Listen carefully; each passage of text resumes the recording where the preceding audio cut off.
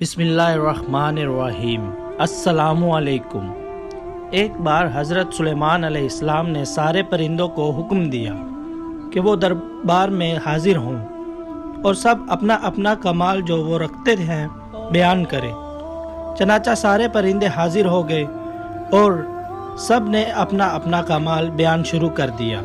ہدہد کی باری آئی تو وہ کہنے لگا، حضور، مجھ میں یہ کمال ہے کہ میں آسمان کی بلندیوں پر بہت اونچا اڑتا ہوں اور اتنی دور سے بھی زمین کے اندر کی تمام چیزوں کو دیکھ لیتا ہوں اور بتا سکتا ہوں کہ زمین کے کس حصے میں پانی ہے اور کس حصے میں نہیں۔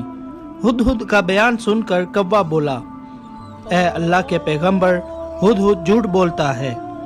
اگر اس کی نظر اتنی ہی تیز ہے تو جب یہ جال میں پڑے ہوئے دانے کو دیکھ کر لپکتے ہوئے جال میں پھنس جاتا ہے، اس وقت جال اسے نظر کیوں نہیں آتا؟ اگر یہ سچا ہوتا تو یہ جال میں نہ پھنستا۔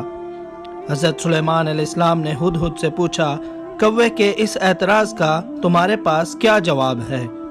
ہدہد نے یہ عرض کیا، یا نبی اللہ، نظر تو میری واقعی اتنی ہی تیز ہے جتنی میں نے بتائی ہے، مگر جال میں پھنستے وقت میری نظر پر قضا اور تقدیر کا پردہ پڑ جاتا ہے۔